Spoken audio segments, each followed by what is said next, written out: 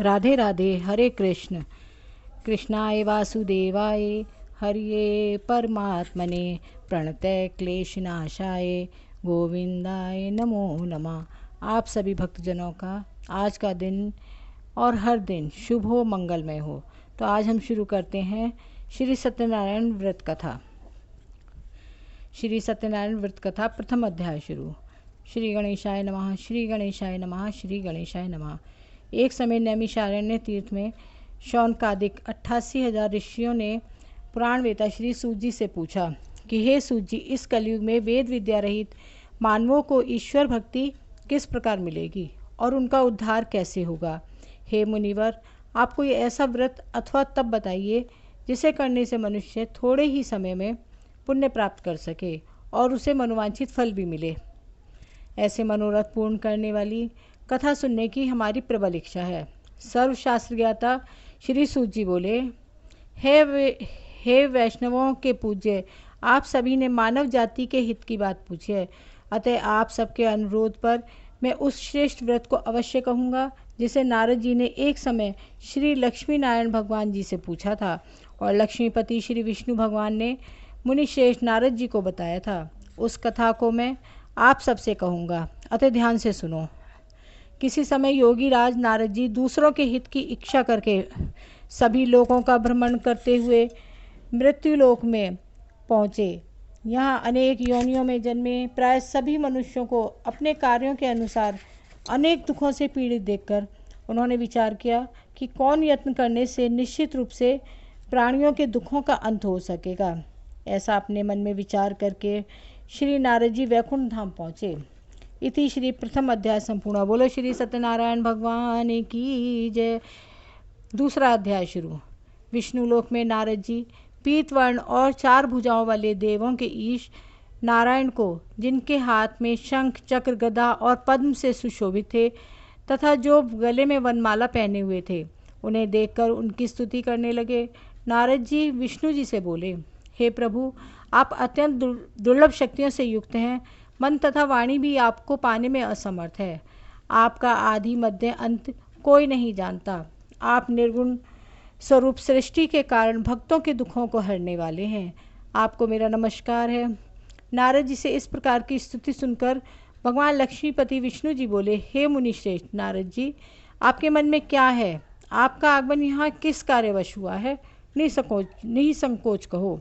तब नारद जी ने कहा, हे प्रभु, मृत्युलोक में सभी प्राणी जो अनेक योनियों में पैदा हुए हैं, अपने अपने कर्मों द्वारा अनेक प्रकार के दुखों से ग्रसित दुखी हो रहे हैं। हे नाथ, यदि आप मुझ पर दया रखते हैं तो कृपा कर मुझे बताइए कि उन मनुष्यों के सभी दुख थोड़े से प्रयत्न से कैसे दूर हो सकते हैं। श्री विष्णु भगवान ने कहा, हे नारद, मनुष्यों के हित के लिए यह तुमने बहुत अच्छा प्रश्न किया है। जिस व्रत के करने से मनुष्य मोह के बंधन से छूट जाता है, वह मैं व्रत अवश्य तुमसे कहता हूँ, सुनो। बहुत पुण्य देने वाला, स्वर्ग तथा मृत्युलोक में दुर्लभ एक उत्तम व्रत है जो मैं आज प्रेमवश तुमसे कहता हूँ। श्री सत्यनारायण भगवान का यह व्रत विधि विधान पूर्वक संपन्न करके मनुष्य इस धरती पर सुख भोग कर मृत्यु के पश्चात मोक्ष की प्राप्ति करता है। श्री विष्णु भगवान के अमृत से ओतप्रोत वचन सुनकर नारद जी बोले, हे प्रभु, उस व्रत का क्या विधान है? उस व्रत का क्या फल है? इस व्रत को पूर्व समय में किस किसने किया है और किस दिन यह व्रत करना चाहिए? कृपया इस व्रत की विधि और विधान मुझे विस्तार पूर्वक कहो। मुझे यह सब सुनने की तीव्र इच्छा है। श्री विष्णु भगवान बोले, हे नारद, सभी प्राणियों के दुख शोकों को दूर करने वाला यह व्रत सभी स्थानों पर विजयी करने वाला अमोघ अस्त्र है। भक्ति और श्रद्धा से युक्त मनुष्य किसी भी दिन श्री सत्यनारायण भगवान की संध्या के समय ब्राह्मण एवं बंधु बांधवों सहित धर्मपरायण होकर पूजा करे। भक्ति भाव से पूर्ण हो निवेद्य केले का फल, शहद, घी, शक्कर या गुड़, दूध, गेहूं के आटे का सवाया लेवे। इन सबको भक्ति भाव से संपन्न हो भगवान श्री सत्यनारायण भगवान को अर्पण करें। बंधु बांधवों सहित ब्राह्मणों को भोजन कराएं। इसके पश्चात स्वयं भोजन करें। रात्रि में नृत्य व भजन आदि का आयोजन कर श्री सत्यनारायण भगवान का स्मरण करते हुए समय व्यतीत करें। इस तरह जो मनुष्य व्रत करेंगे उनके समस्त मनोरथ निश्चय ही पूर्ण होंगे। विशेष रूप से कलयुग में मृत्युलोक में यही एक उपाय है जिससे अल्प समय और कम धन में महान पुण्य की प्राप्ति हो सकती है। इति श्री द्वितीय अध्याय समाप्त हुआ। बोलो श्री सत्यनारायण भगवान की जय। तीसरा अध्याय शुरू। सूत जी बोले, हे ऋषियों, जिन्होंने पहले समय में इस व्रत को किया है, अब मैं उनका इतिहास कहता हूँ। कृपा आप सब ध्यान से सुने। सुंदर काशीपुरी नगरी में अत्यंत निर्धन ब्राह्मण रहता था। वह ब्राह्मण नित्य प्रति भूख प्यास से व्याकुल होकर धरती पर भ्रमण करता था। ब्राह्मणों से प्रेम करने वाले श्री विष्णु भगवान ने ब्राह्मण को दुखी देखकर एक दिन बूढ़े ब्राह्मण का रूप धारण करके उस दुखी व निर्धन ब्राह्मण के समक्ष पहुंचकर आदर के साथ पूछा कि हे विप्र, तुम नित्य प्रति ही दुखी होकर पृथ्वी पर क्यों घूमते हो? हे श्रेष्ठ ब्राह्मण, यह सब मुझसे कहो, मैं तुम्हारी व्यथा सुनना चाहता हूँ। दरिद्र ब्राह्मण बोला, मैं एक निर्धन ब्राह्मण हूँ, भिक्षा के लिए नित्य प्रति धरती पर विचरता हूँ। हे भगवान, यदि आप इस समस्या से छुटकारा पाने का कोई उपाय जानते हैं तो कृपा कर मुझसे कहें। वृद्ध ब्राह्मण के रूप में विष्णु जी बोले, हे ब्राह्मण श्रेष्ठ, श्री सत्यनारायण भगवान मनोवांछित फल देने वाले हैं, अतः तुम्हें उनका पूजन करना चाहिए। इस व्रत को करने से मनुष्य दुखों से मुक्त हो जाता है। दरिद्र ब्राह्मण को व्रत का सारा विधान समझाकर बूढ़े ब्राह्मण का रूप धारण करने वाले श्री सत्यनारायण भगवान अंतर्ध्यान हो गए। जिस व्रत के विषय में मुझे वृद्ध ब्राह्मण ने बतलाया है, मैं उस व्रत को अवश्य ही करूँगा, ऐसा मन में निश्चय कर वह निर्धन ब्राह्मण अपने घर पहुँचा। परंतु उस रात्रि उस ब्राह्मण को नींद नहीं आई। अगले दिन वह जल्दी उठा और श्री सत्यनारायण भगवान का ध्यान कर उनका व्रत करने का निश्चय कर भिक्षा मांगने के लिए चल पड़ा।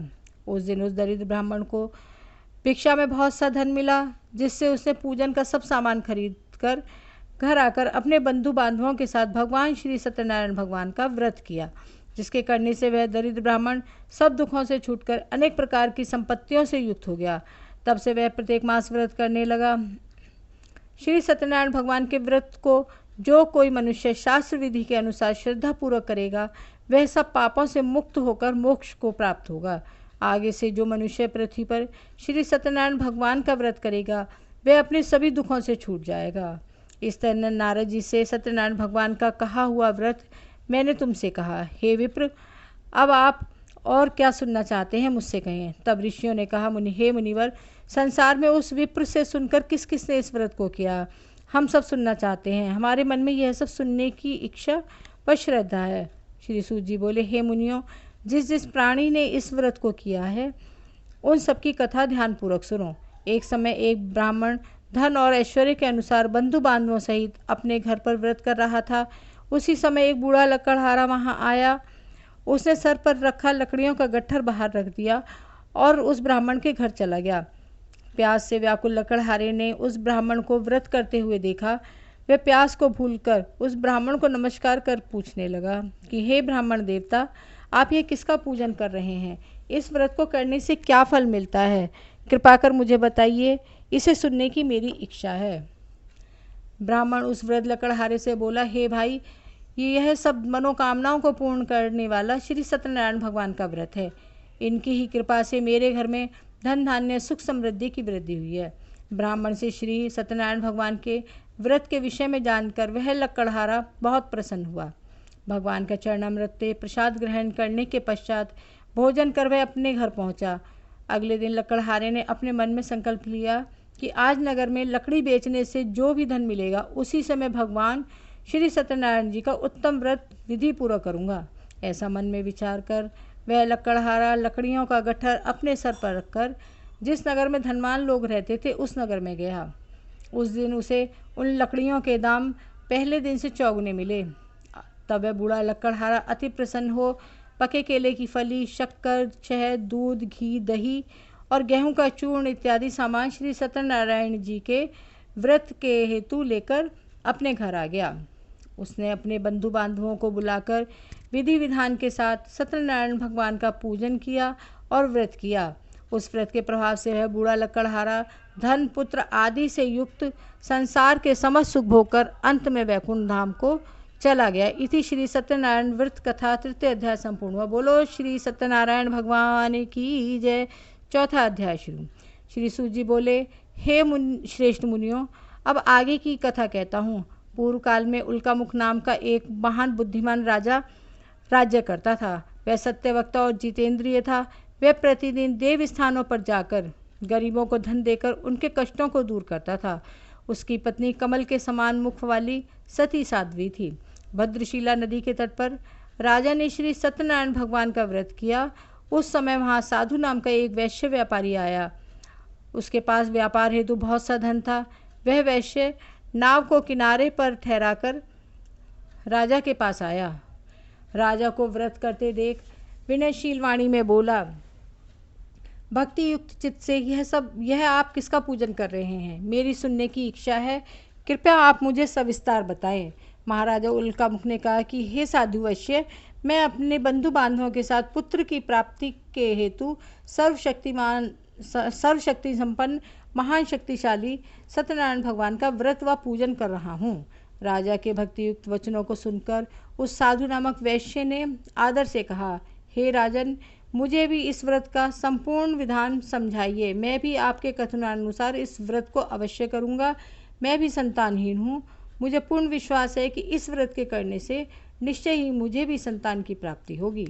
राजा से व्रत का सब विधान सुनकर व्यापार से निवृत्त हो वह वैश्य व्यापारी आनंद के साथ अपने घर पहुंचा। उस वैश्य ने अपनी पत्नी लीलावती से संतान देने वाले इस व्रत का संपूर्ण वृतांत कह सुनाया और स्वयं प्रण किया कि जब मेरे संतान होगी तब मैं इस व्रत को करूँगा।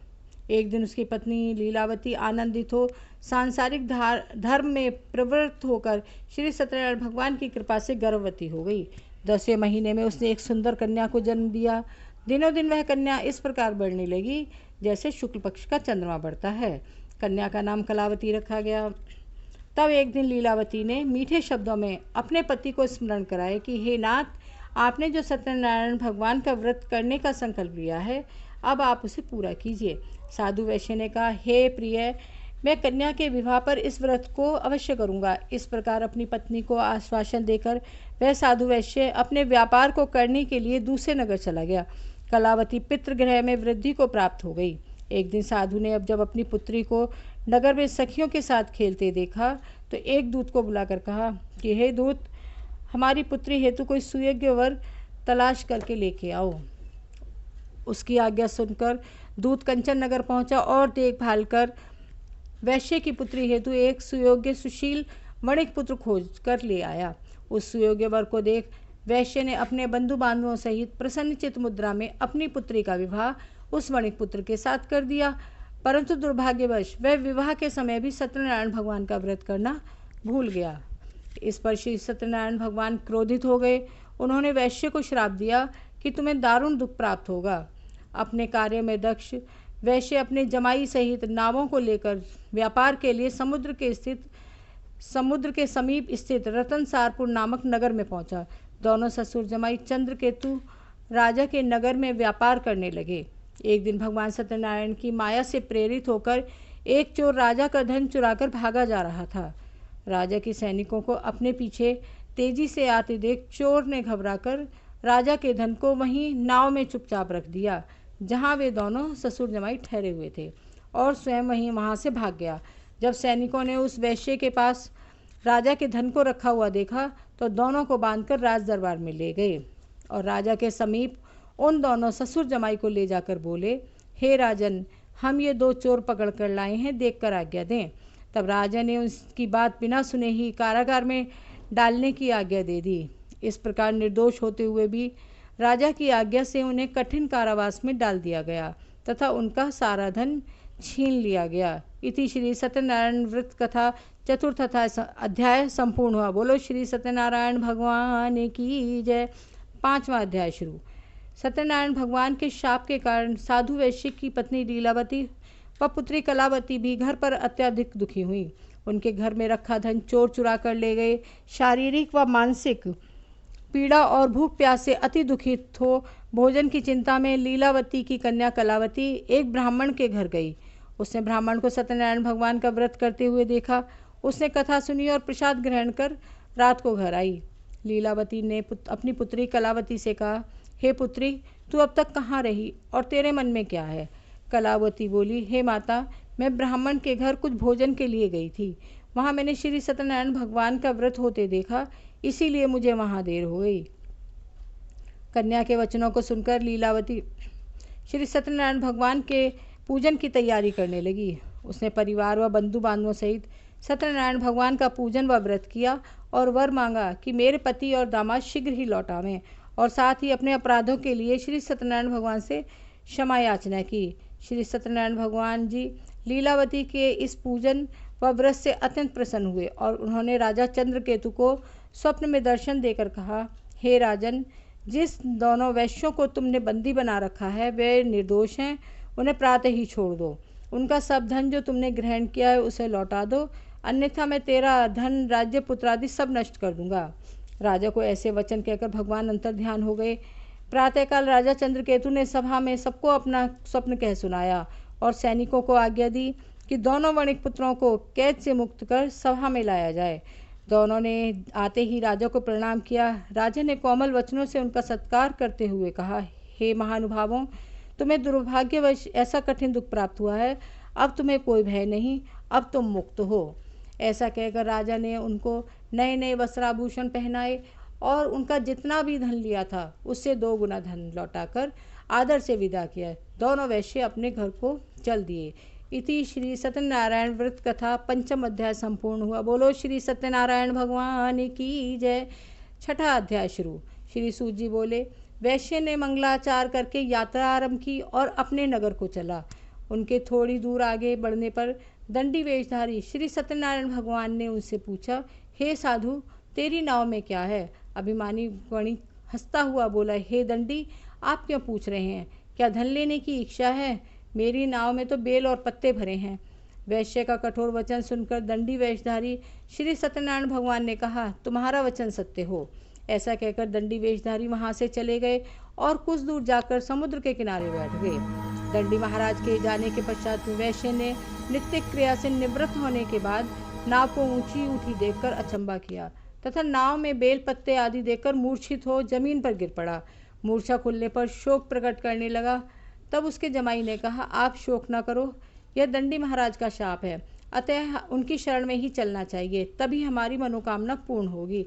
जमाई के ऐसे वचन सुनकर वैश्य दंडी महाराज के पास पहुंचे और अत्यंत भक्तिभाव से प्रणाम करके बोला, मैंने जो आपसे असत्य वचन कहे थे उनके लिए मैं क्षमा प्रार्थी हूँ। ऐसा कहकर वह बहुत दुखी होकर रोने लगा।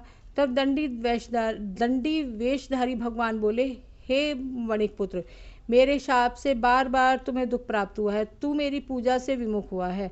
वैश्य ने कहा, हे भगवान, आपकी माया से ब्रह्मा आदि देवता भी आपके रूप को नहीं जान पाते, तब मैं अज्ञानी भला कैसे जान सकता हूँ? आप प्रसन्न होइए, मैं अपनी सामर्थ्य के अनुसार आपकी पूजा करूँगा, मेरी रक्षा करो और पहले के समान मेरी नौका में धन भर दो। उसके भक्तियुक्त वचनों को सुनकर श्री सत्यनारायण भगवान प्रसन्न हो गए और उसको इच्छानुसार वर देकर अंतर्ध्यान हो गए। तब ससुर व जमाई दोनों ने नाव पर आकर देखा कि नाव धन से पूर्ण है। फिर वह भगवान सत्यनारायण का पूजन कर साथियों सहित अपने नगर को चल दिए। जब वह अपने नगर के निकट पहुंचा तब उसने एक दूत को अपने घर भेजा। दूत ने वैश्य के घर जाकर उसकी पत्नी को नमस्कार किया और कहा, आपके पति अपने दामाद सहित इस नगर के समीप आ गए हैं। लीलावती व उसकी कन्या कलावती उस समय सत्यनारायण भगवान की पूजा कर रही थी। दूत के वचनों को सुनकर साधु के पत्नी ने अत्यंत हर्ष के साथ सत्यदेव का पूजन पूर्ण कर अपनी पुत्री से कहा, मैं अपने पति के दर्शन को जाती हूँ, तो कार्य पूर्ण कर शीघ्र आ जाना। माँ के जाते ही पुत्री कलावती पूजन एवं प्रसाद छोड़कर अपने पति के दर्शन के लिए चली गई। प्रसाद की अवज्ञा के कारण सत्यदेव ने रुष्ट होकर उसके पति को नाव सहित पानी में डुबो दिया। कलावती अपने पति को न देखकर रोती हुई जमीन पर गिर पड़ी। अपनी पुत्री की दशा देखकर साधु वैश्य बोला, हे प्रभु, मुझसे या मेरे परिवार से जो भूल हुई है उसे क्षमा करो। उसके दीन वचनों को सुनकर सत्यदेव भगवान प्रसन्न हो गए। आकाशवाणी हुई, हे वैश्य, तेरी पुत्री मेरा प्रसाद छोड़कर आई है, अतः उसका पति अदृश्य हुआ है। यदि वह घर जाकर प्रसाद ग्रहण कर लौटे तो उसे उसका पति अवश्य मिलेगा। आकाशवाणी सुनकर कलावती ने घर पहुंचकर प्रसाद ग्रहण किया और फिर आकर अपने पति के दर्शन किए। तत्पश्चात वैश्य ने वहीं बंधु बांधवों सहित भगवान सत्यनारायण का विधि पूर्वक पूजन किया। वह इस लोक का सुख भोग कर अंत में स्वर्ग लोक को गया। इति श्री सत्यनारायण व्रत कथा छठा अध्याय संपूर्ण हुआ। बोलो श्री सत्यनारायण भगवान की जय। 7वां अध्याय शुरू। श्री सूत जी ने कहा, हे ऋषियों, अब मैं एक और भी कथा कहता हूँ, सुनो। प्रजा पालन में लीन तुंगध्वज नाम का एक राजा था। उसने भगवान सत्यनारायण देव का प्रसाद त्याग कर बहुत दुख पाया। एक समय राजा वन में वन्य पशुओं को मारकर बड़ के पेड़ के नीचे आया। वहाँ उसने ग्वालों को भक्ति भाव से बंधुओं से श्री सत्यनारायण जी का पूजन करते देखा। राजा अहंकारवश वहाँ नहीं गया और ना ही प्रसाद खाया। प्रसाद त्याग कर वह अपने नगर को गया तो वहाँ उसने अपना सभी कुछ नष्ट पाया। वह समझ गया कि यह सब भगवान सत्यनारायण ने ही किया है। तब वह उसी स्थान पर आया और ग्वालों के संग विधि पूर्वक पूजा कर प्रसाद खाया और सत्यनारायण की कृपा से सब कुछ पहले जैसा ही हो गया और मरने पर वह स्वर्गलोक हो गया। जो मनुष्य इस परम दुर्लभ व्रत को करेगा, श्री सत्यनारायण भगवान की कृपा से उसे धन धान्य की प्राप्ति होगी। निर्धन धनी बंदी बंधन से मुक्त होकर निर्भय हो जाता है। संतानहीन को संतान प्राप्त होती है तथा सब मनोरथ पूर्ण होकर अंत में वैकुंठ धाम को जाता है। जिन्होंने पहले इस व्रत को किया है, अब उनके दूसरे जन्म की कथा भी सुनिए। शतानंद नामक वृद्ध ब्राह्मण ने सुदामा के रूप में जन्म लेकर श्री कृष्ण की भक्ति कर मोक्ष प्राप्त किया। उल्का मुख नाम के महाराज राजा दशरथ बने और श्री रंगनाथ जी का पूजन कर वैकुंठ को प्राप्त हुए। साधु नाम के वैश्य ने धर्मात्मा व सत्य प्रतिज्ञ राजा मोरध्वज बनकर अपने पुत्र को आरे से चीरकर मोक्ष प्राप्त किया। महाराजा तुंगध्वज स्वयं मनु हुए। उन्होंने बहुत से लोगों को भगवान की भक्ति में लीन कर मोक्ष प्राप्त किया। लक्कड़हारा भील अगले जन्म में गुह नामक निषाद राजा हुआ, जिसने भगवान राम के चरणों की सेवा कर मोक्ष प्राप्त किया। इति श्री सत्यनारायण व्रत कथा 7वां अध्याय संपूर्ण।